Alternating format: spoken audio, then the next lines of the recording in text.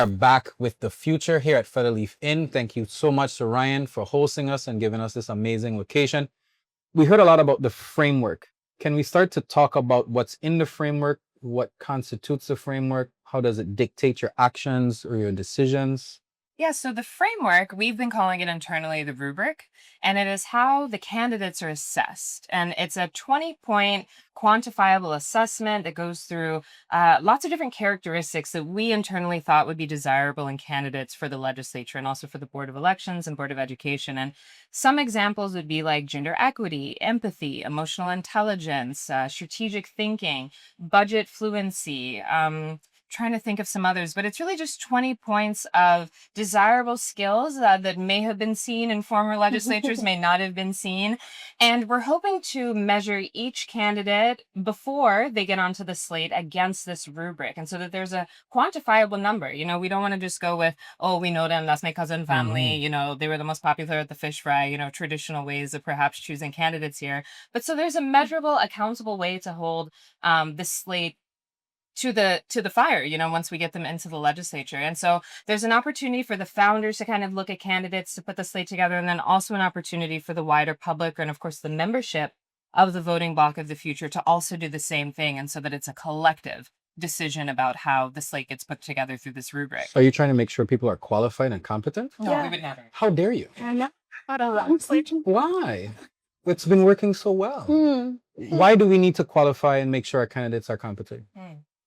exactly for what you just said, so that the legislature can work well, but so that the legislature can work for the people, right? To be, first of all, thank you for those who sign up for service, but to be in service, there is a set of skills that you either need to have or get. And the world over, people are training through fellowships. People are being, their skill sets are audited to make sure that they are qualified for the positions that they hold. The legislature will have oversight over $15 billion. Understanding budget fluency is important. You can be a really good person. We want good people with ethics and integrity. And if your competency level at budgeting is not where it needs to be, then you either need to take a class, you need to ask for support. You know what I mean? Like, we want you to serve, but we actually also want people running to know what it takes to serve. We want to raise a standard of the public being able to look at a candidate and assess it. So it is about what's in the app, and it is about what's our site. But if you are just, we want people to be like, I can just pull this rubric and assess who I will vote anyway. Oh, so I can use this for someone who may not be a part of the slate? Absolutely. Wow. It's a rubric that's available to the public. Anyone can use it to assess any candidate, which is also just one of the things that I really love about it, because it also allows our public to hold not only our candidates accountable, but to also hold us accountable. So I love the fact that the future is thinking about the future, because senators eventually sit on committees and chair committees. And we've seen at times when semi-qualified senators sit on committees that might be a little bit above their capacity or capabilities. I am saying this as gently as possible. Yeah. You're trying to get away from that and get rid of that, so that when we sit and we watch the legislature, you're not just seeing competent senators in the committees, you're seeing competent chairs, vice chairs, because, you know, when you're the education committee, budget committee, rules, when you're on finance, these are the individuals that need to have not just the capabilities, but the acumen to dive down and lead that committee to hopefully like better outcomes. So the rubric helps to ensure that these individuals are not just qualified, but competent to sit even at those higher positions within the legislature. I'm getting my hopes up, so I'm asking a question. Definitely. And I think it goes a little bit further than that, because like we said, the 11 slate goes in with a strategic plan. And so the rubric helps us make sure that there's a nice balance of characteristics among the candidates as well, right? And then traditionally, if you go back and look at the history of the legislature and the committees, for the most part, they kind of look the same as time moves on, even though the needs of the people have changed over time. And so there is an opportunity to sit back and think about what committee and committee structure actually makes sense for the people now, especially with all of this different money coming in, and maybe the priorities of the first branch being different now in this period of time than it might have been 10 years or 15 years ago. And so then helping us get a slate of candidates that can effectively move the legislature forward through those committees. And so everyone doesn't need to be an expert at healthcare. Everyone doesn't need to be an expert at public infrastructure, but maybe like one or two of them do to run that committee. And then everyone else needs to have a competency level to understand what's going on. And so if you can have a slate with spread out enough competency in culture, education, environment, agriculture, infrastructure, disaster management, all of these different things, and then they can work well together in committees, work through the strategic plan. I mean, I'm really excited about that too. Who knows where that will take us, especially with all of this money that we could possibly have in a functioning budget coming down from the executive as well. So we get through the rubric, we get to the slate. Let's talk about this. Who gets in, who gets out, and at the end, what happens when you're a part of the slate? Like, yay, I'm a part of the slate for the future. What does that mean? Well, our slate essentially is 5 candidates for the St. Thomas St. John district, 5 for St. Croix, and then the 1 at-large candidate. And so, of course, the future will look at the rubric to run our internal assessment. However, the public is also invited to submit their scores on the candidates as they assess them. And after everyone files and are certified by the Board of Elections, we will announce who the official members of the slate are. And we really expect to be able to support our candidates over the long haul. For transparency purposes, it's important to say that 2 of the founding members of the future are anticipating being candidates in this upcoming election cycle. That would be myself and Rudell Hodge. And so once we are officially named as members of the slate, we will step down from our role on the Futures Advisory Board. So why partial majority and not total domination? 5 versus 7 for each district. And not just take over. We're not greedy. I'm just kidding. Well, I think for me, when we think about the roles that we also take up, these are all people who are actively working on community-based grassroots situations outside, right? We are all serving community and holding big things. So to remove all of us from our existing positions without the full timing for succession planning and making sure what happens to those endeavors, it becomes like, okay, so we all go into the Senate and we all get into the Senate, and then the other work that we're holding, it essentially gets dropped. So we had to kind of like stratify and strategize, like, how do we do this? So how do we do this over time? So maybe this time it's this 2 years and we have 2 founders here, and then maybe next time there's 3, right? But like, we actually have a strategy on how we join the legislature, but giving us time to succession plan and make sure that the things that we support in community that we say are important are still supported, right? Because that is also part of the integrity of our process, is how we care for the work that we're doing now, right? So I think we see a lot of times like people have an opportunity to join the Senate and they just stop whatever they're doing and they join, and then when the Senate done, they go away and they come back, and the people who they were holding, caring for, building a container for are left to be like, what now? Because the work was left undone. And so we just really, like, again, with all things, care. And so we do have intentions for more members, not just from the future founders, but from the future, to begin to like take up the slate as this grows. And for now, So it's 2. It may be more, but for now it's 2. I do want to also point out, something Hadia brought up was the comparison of this group to former groups and holding ourselves accountable to ethics and not allowing power to concentrate. From a political science perspective, I think it's really important to never have complete control over any branch of government. Allowing for those extra seats is really important for diversity of thought in the legislature.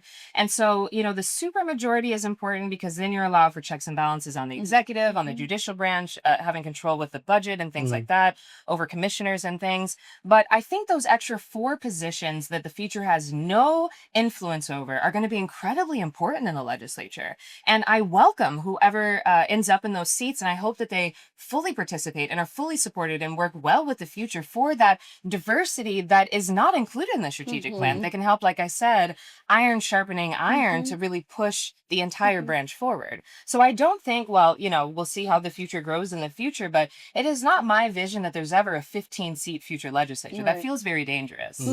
So incumbents are welcome, or just aspirants to be part of the slate? Everyone's welcome. Go ahead, Summer. I'm sure you're going to have a much more eloquent answer than me. I'm smiling. She's I'm the like, political savvy one. incumbents are welcome to be evaluated. Yeah. They're welcome to be evaluated. Yes. I mean, everyone is welcome to be evaluated, right? To go through the rubric. And that's that's as summer as I can be, right? We welcome Okay. you. Well, I'll be a little bit harder. If an incumbent desires to be a part and they failed the rubric, We endorse you. oh That's my. the. I Right, mean, that's the answer. that's the whole point. The Mhm. whole point of the rubric is to have a merit-based, quantitative assessment that gives us data on your performance and how we think you're going to perform based on these 20 areas. So if you are incumbent and you don't pass, you don't pass. Come back next year. Let's try again. You are welcome to keep trying if you really feel values aligned with the future. But So what go I was ahead. going to say that's one of my favorite things about the rubric, right? That it motivates us to not languish in stagnation. And so if we fail, quote unquote, in one election cycle, you always have the opportunity to get more education, more professional development, to put forward bills that the community can be very proud of so that you have the opportunity to be a member of the slate moving forward. So I want to ask the generational question. We have a growing population of seniors. You still have the young people. Are there specific target audiences, not just in the individuals you want on the slate, but in the members that you're trying to attract? And if you have different audiences, how are you engaging them to make sure they're welcome and that there's space for them? so I think there are different audiences. I mean, I love it that people think I'm a millennial, but I'm not. Right. I was born in 1978, y'all. I'm rapidly approaching the 50 number. And so, like, I think I represent the hope that my peers, right, will become part of the future. So I think I always get the gens wrong. So I'm going to lean on the other The people ones closer to the, yeah. to live in that Yes. millennial and below realm.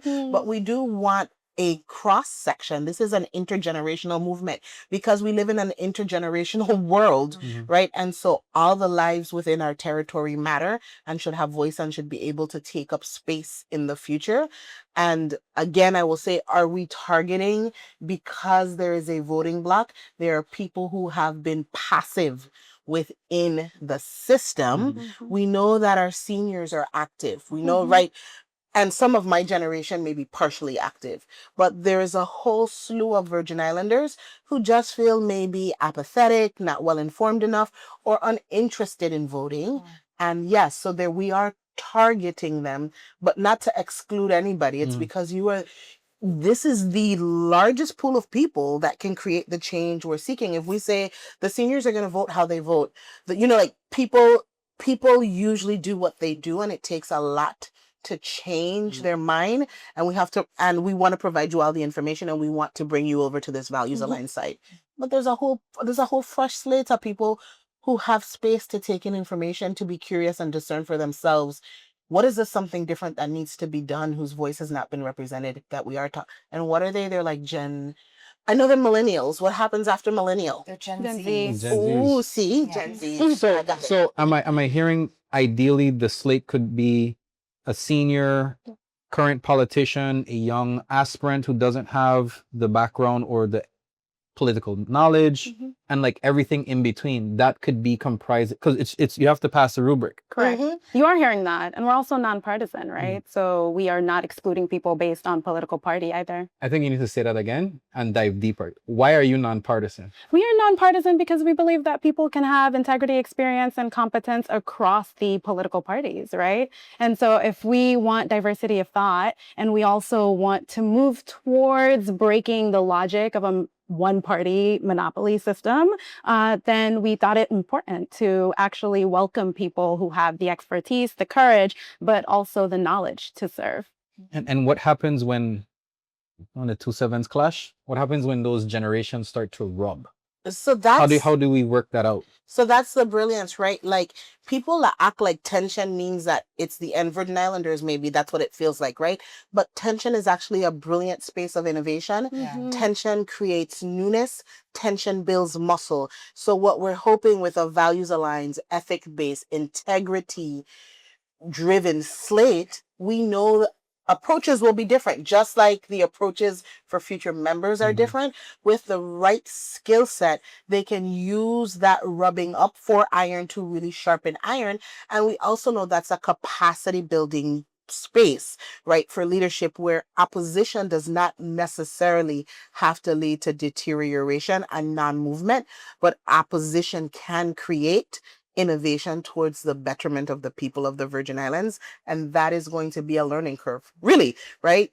But it's also important. Oh, No, go I was ahead, going to say Lydia. it's also important to state where our boundaries are, right? Yeah. This does not mean that it's a free for all. It also means that we are really clear on saying that we have no space for corruption, we have no space for nepotism, we have no space for fraud, we have no space for old fashioned teething. You know, it's really important to us that integrities, ethics, and values are the cornerstone of all of the work that we do together in the future, as well as what's really motivating the people who we endorse once they step forward to serve. And so sometimes we can disagree about the methodology, but if we fundamentally believe in having a Virgin Islands where our wider community can thrive, and that we are unwilling to step on or step over people in order to build that Virgin Islands, I find that there's enough commonality there in order to be able to work together. So, And to that point, you know, like Summer was saying, I also say that discomfort leads to discovery. And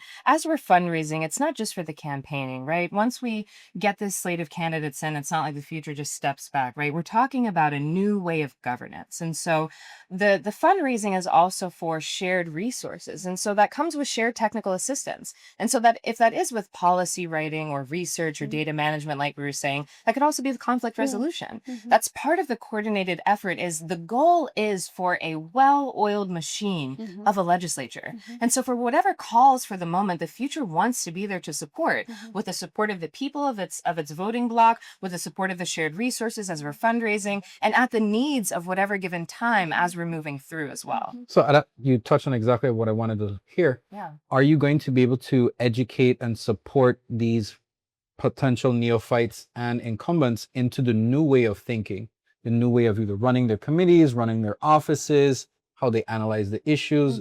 Will that technical support be like mandated as part of the slate?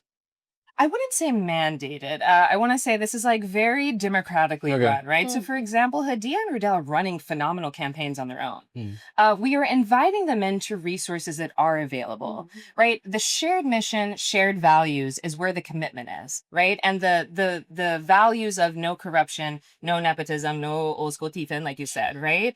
But the candidates do have autonomy. You know, if we convince a candidate to run for office, they are an autonomous senator. Now, we expect that they will show up for this coordinated strategic plan to move the Virgin Islands in an agreed upon way. And then there are resources to help them get there. We are not out here looking for politicians. That's nowhere on our rubric. And so I think I might be the only like trained political scientist. Oh, I think Rudell might have a degree in political science as well. That's not anything we want from people. That is something you could teach because I learned it. Soft skills like emotional intelligence and collaboration, those are much harder to teach. That's what we're looking for in people. And then, yes, we could teach you to write bills. We can take you to legal counsel. We can do the technical training part collectively. That's not an issue that we're thinking we're going to come across. What happens when someone steps out of line? This is why we have the voting block, right? So for better or for worse, somebody steps out of line. I think Virgin Islanders, one of the things I hope the future helps us understand is that this political cycle, political process, it's active, right? It is not every 2 years and every 4 years, like we wake up and then you go to sleep or you go back to passivity. You watch what happens. And then in 2 years or 4 years, you wake up again. So hopefully engaging with the future, right? You're woken up, you join the app, you become a member, you're on a committee, you are contributing your skill because I know how to do data management. So I can do a training for the incoming senators. We are not heroes with capes on our back. We are coordinators and facilitators of your collective brilliance. So, right?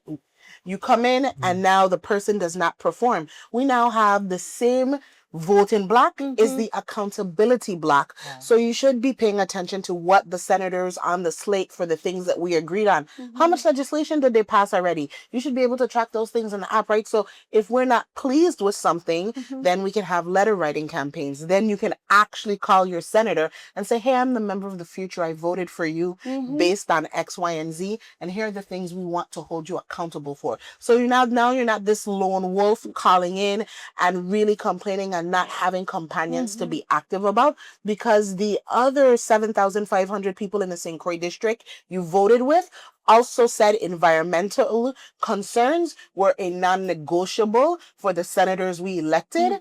They are thinking about doing something that is not aligned with our values. 7,500 people. We need a petition, and we need people who want to start the phone calling circle. Yeah. We need letter writers. We need people putting things on Facebook, right? You now have a team who is issue and value aligned, because we did this together before we voted this person in. And that person, you are elected, but be mindful, because we're watching. Are we tracking approval?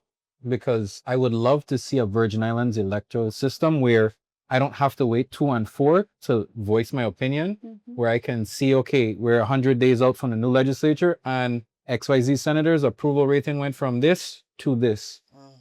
What I'm hearing is that you actually just need to join our data management committee. That's maybe, also like, what I'm just hearing. Lead that, yeah. Join I'm just that. dropping extra features for the app for the future. Yeah, that'd be great. Team up We with love this. Rudell. This sounds brilliant. But yeah, that feels like a very reasonable, targeted milestone approach to making sure that the future is aligned and that this isn't a 2-year, 4-year cycle. That's not what we're interested in. The goal is for good governance, for good outcomes for people of the Virgin Islands. Speaking about outcomes, we're looking at the last 10 minutes of this conversation. What are the outcomes you want to see? You personally want to see? Oh, give me a time bound. How far into the future am I going, Richard? Imani walks through this election cycle. Yeah. The future creates the slate. The slate is active. We're in the first 100 days. What do you want to see? First 100 days, that would bring us to like February, yes? Fantastic question. Thank you for that timeline. So the future gets in. We take a nice stock of where we are. We also have a new executive, right? And so there's a lot of collaboration that needs to be there to understand where the Virgin Islands is. My priority is fiscally and also from a human resources perspective. But my actual priority is that the Constitution will be coming from the governor to the president and then to Congress. And I would love to see outright support from the legislature and maybe even some structured educational campaigning for the election that's going to be, or for the referendum vote that's going to be July 3rd, 2027. I think the legislature has funded this convention, and the legislature should continue to support the convention. That's what I would like to see. So I'm going to break it out a bit more, but my like year and 3-month success is that the future is successful in the legislature, the Board of Elections, the Board of Education. We get a real transparent, accessible understanding of our financial state. We have really good working relationship with the executive branch, specifically on finance and human resources, and that the Constitution of the Virgin Islands is approved, and that the legislature, in concert with the Constitution, is moving forward in a really coordinated fashion. My hopes are for the Constitutional Convention, but you know what I'm talking about. What are your outcomes that you're looking for? I would say I really love like meat and potato politics. And so I want to see bills that really strengthen food security, puts forth energy solutions for Virgin Islanders. St. John especially, we went through those rolling power outages lately. And I find that we need comprehensive solutions to our energy crisis. And of course, affordable housing and improved education for our young people. I think that our legislation should really map onto meeting the needs of our community. Okay. What do you want a slate to do? You said February, so you put me in a real time-bound situation, because I feel like this should be the first agricultural fair where the governor and the legislative body prior to the agriculture fair release what their proposed policies are to improve the material conditions of farmers and farming and markets that are accessible and disaster resilience, and present that it's not just pomp and circumstance, but here is our proposed infrastructure changes for the food system. And they open that up, that during the fair people can actually like vote and talk to them about it, because this 15-person body and the governor has worked together to say, here are 4 priorities we're going to drive in the next 2 years, and we want your feedback, community. And that we're able to say that was done because the future had a vision, right? And so that's like something just simple and tangible that would make me like, I'd be over the moon. Okay, so I made sure to save time for the call to action and getting the public engaged and aware and connected, because I think I don't want them to miss that. I want to squeeze it in at the end. If I am interested, how do I get in contact with the future? How do I sign up? How do I become a member? What's that process like? You can find us online at thefutureofvi.org. We're also on Facebook. Many of us are also quite visible on social media, but also in our community. And so please, if you see us in the street, say hello, ask questions, and join the app. Okay. I want to say for the people who have reached out and are calling, because I have received calls, we are so grateful and thankful. And we also will be like returning calls and emails and being like, here's the next step. Here's how you join the app. So don't stop contacting us. I was just ready and we know we're ready too. And I will say, when we say we, I definitely want to give a shout out to the founders of the future as well. So, of course, you have myself, Adia, and Summer, but you also have Rudell Ahad Jr. from St. Thomas. You have Genevieve Whitaker from St. Croix. You have Shawnee DeWent from St. Thomas. And, of course, Dr. Carlisle Corbin. We're so happy to have him as one of our advisors as well. And then we have a ghost member from St. Croix. So there is a balance, okay? There's an extra Crucian because people keep asking me. But yes, there is a balance. And we're so grateful to that Crucian as well, who gives so much support. And is also based a little bit in the diaspora. So there's a huge diasporic component to this. So if you were just not based in the Virgin Islands, you're still incredibly important. Please tap into this. There's lots that you can do by gathering other Virgin Islanders, tapping into, if not just the future, other local nonprofits that desperately need your help in the Virgin Islands that you can support remotely. You guys could do fundraisers for us. And so, yes, like Adia said, tap in online. What is helpful for us now is to collect your emails, collect your phone numbers. We have a WhatsApp group chat going that has different committees you can join. And I would say, just quite frankly, right now, in transparently, we're at a scaling issue, a capacity issue. And so really we need volunteers that want to join those subcommittees and take leadership on data, on events, on communication, social media. So if you have any extra time, and doesn't have to be a super long commitment, please just let us know. We definitely could put you to work in this people-centered movement. But thanks for the space and the time, Richard. This has been phenomenal. So. But before we wrap up, what's next for the future? Is there another landmark event, another town hall, a virtual? What should people look forward to? Yeah, so I think our next engagement is going to be another territorial virtual. We also do want to support any of the folks who want to get certified by the Board of Elections. So I think it is April 19th. Don't quote me. Go to vivote.gov for actual information, but we just had a meeting about this. I think the paperwork comes out on April 19th to begin circulating for the petition signatures.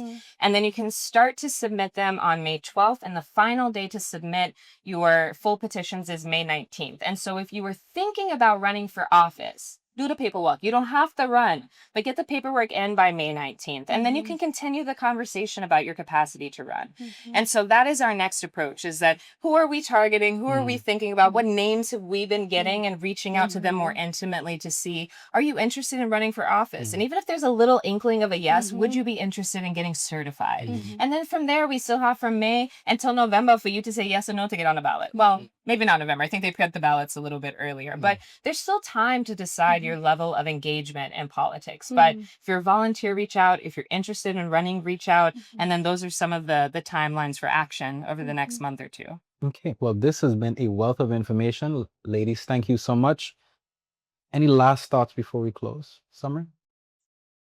I just want to really implore Virgin Islanders, let us act, right? Do my people do.